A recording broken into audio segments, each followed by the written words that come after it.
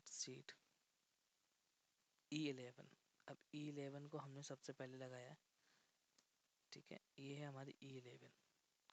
E क्या है हमारा कॉलम और 11 क्या है रो, ठीक है। सेलेक्ट कर लिया जैसे जैसे यहाँ पे लिखा हुआ है। फिर हम क्या करेंगे E10 इक्वल टू का साइन लगाएंगे। उसके बाद E9 चाहे तो हम E9 टाइप कर सकते हैं या फिर हम इसको सेलेक्ट कर सकते हैं, ठीक है। उसके बाद हमें प्लस का चिन्ह लगाना है। उसके बाद हमें नीचे वाला जोड़ना है, सेकंड वाला जो भी जोड़ना है आपको, और इंटर कर देना है। तो 30 और 20 होते हैं 50, जैसा कि आपको पता भी होगा। मैं आपको नॉर्मल संख्या इसलिए लेके चल रहा हूँ कि आपको अच्छे से समझ में आए, ठीक है। चलिए सेकंड वाले की तरफ से, यहाँ पे हैश टू मतलब कि दूसरा है।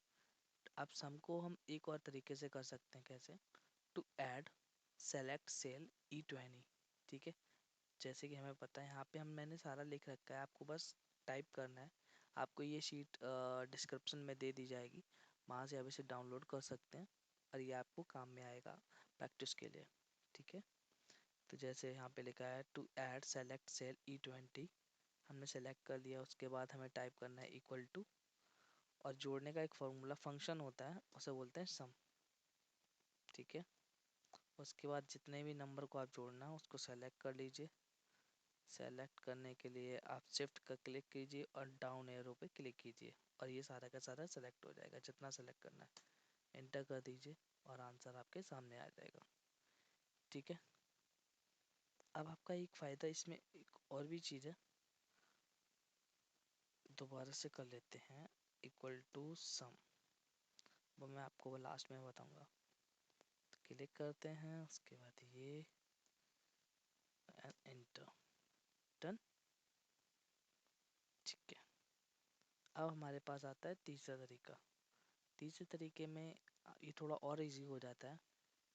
इसमें बस आपको ये जो जहाँ पे आपको जोड़ना है जिस सेल में, वहाँ पे क्लिक करना होता है। उसके बाद ऑटो सम पर क्लिक करना होता है और ये ऊपर का जितना भी होता है वो सेलेक्ट खुद ही कर लेता है ऑटोमेटिक मोड पे, और आपको एंटर मारना होता है। तो ये आपका 30 और 20 50 जुड़ के आ गया है। एक और होता है आपके पास ऑप्शन, अगर आप ऑल्ट और इक्वल टू पर क्लिक करेंगे तो ये ऑटोमेटिक ही पूरी रेंज ले लेगा और आपको ये पूरा का पूरा जोड़ के दे देगा, ठीक है। तो ये तो हो गया आपको जोड़ने के फार्मूले हो गए। उसके बाद आ गया sum if. Sum if formula कैसे यूज होता है, अब जैसे ये क्वेश्चन लिखा है sum of the sales in the meat department, ठीक है। हमारे पास बहुत सारे डिपार्टमेंट होते हैं, तो इसमें जैसे मैंने कुछ डिपार्टमेंट दे दिया, प्रोड्यूस, मीट, बेकरी, उनकी category fruit, chicken, fish, bread, ठीक है ना। तो ऐसी बहुत सारी कैटेगरी होते हैं। अब आपको एक एक करके अगर आप ढूंढेंगे तो आपको बहुत टाइम लगेगा, तो वहाँ पे हम यूज करते हैं सम इफ फॉर्मूले का, ठीक है। इक्वल टू सम इफ, और इस पे दो बार टैप करते हैं। अभी सबसे पहले पूछ रहा है रेंज, ठीक है। पहले क्या पूछ रहा है रेंज, तो हमारा जितना भी डाटा होता है उसे बोलते हैं हम रेंज, ठीक। उसके बाद हम कॉमा लगाते हैं। अब उसमें देखो ये जितना पाथ, इसे बोलते हैं पाथ। अगर हम इस पे इसके हिसाब से चलेंगे तो हमारा जो भी फंक्शन हम यूज कर रहे हैं वो क्लियर लगेगा, ठीक है। अब पूछ रहा है क्राइटेरिया, तो क्राइटेरिया हमें क्या चाहिए इसमें से, sum of the sales in meat department, तो हमें मीट हमने पहले ही ले रखा है, तो यहाँ पे हम मीट कर लेंगे, ठीक है। उसके बाद कॉमा लगा देंगे। अब आ रहा है सम रेंज, सम मतलब टोटल, क्योंकि इन सब का टोटल हमने इधर जोड़ रखा है, तो ये है टोटल वाली लाइन, ठीक है। तो हम यहाँ से सम का फॉर्मूला लगा देते हैं, close the bracket and inter, ठीक है। तो इसका सम कितना आया, 2,84,000 रुपये। और हम एक बार चेक कर लेते हैं कि मीट डिपार्टमेंट जो है उसका सम कितना है, ठीक है। इसको ट्रैक करते हैं मीट डिपार्टमेंट का, और यहाँ पे देखिए इसका जो सम आ रहा है वो 2,84,000 रुपये है, ठीक है। तो इसका मतलब हमारा ये वाला जो फॉर्मूला है, फंक्शन है, वो सही है। अब आप सोच रहे होंगे कि मैं इसको फॉर्मूला क्यों नहीं कह रहा हूँ, फंक्शन क्यों कह रहा हूँ। फार्मूला और फंक्शन में अंतर है। फॉर्मूला होता है जिसे हम अपने रिटर्न में लिखते हैं, अपनी तरफ से बना के लिखते हैं, ठीक है। जैसे ये E9 प्लस E10, हमने इनको जोड़ा, उसके बाद प्लस का चिन्ह लगाया, तो ये फॉर्मूला हमने बनाया है, ठीक है। अब ये है ऑटो सम या सम फॉर्मूला, तो ये प्री डिफाइन है, इसमें आपको कुछ नहीं करना है, बस आपको जोड़ना है और घटाना है, वो अपने आप ही कर लेगा। जो फार्मूला होता है वो अपने आप ही कर लेता है।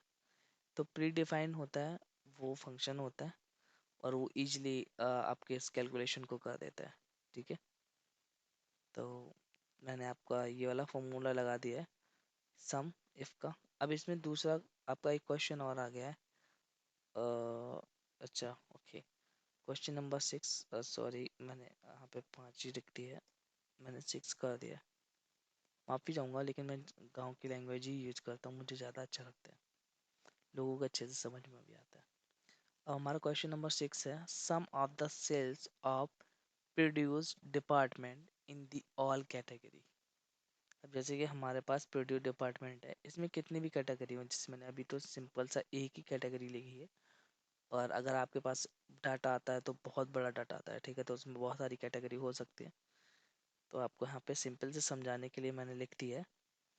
तो सबसे पहले हमें सम ऑफ द सेल्स, हमें तो सब सेल्स चाहिए प्रोड्यूस डिपार्टमेंट की, तो हमने यहाँ पे प्रोड्यूस डिपार्टमेंट लिख दिया है इन ऑल द डिपार्टमेंट, और हमारे डिपार्टमेंट कितना है, फ्रूट्स है, तो हमने फ्रूट्स लिख दिया है, ठीक है।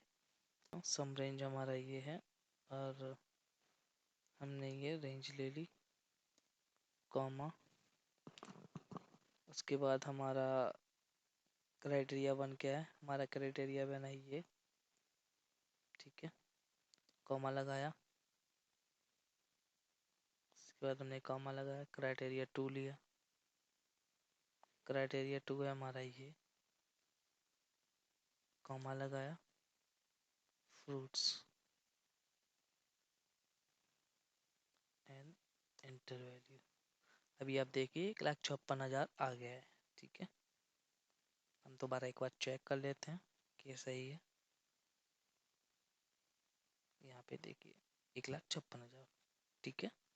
तो आई होप आपको ये भी अच्छे से समझ में आया होगा, अगर समझ में आया तो आप प्लीज़ चैनल को सब्सक्राइब कर लीजिए, पेज को लाइक कर दीजिए। Thank you.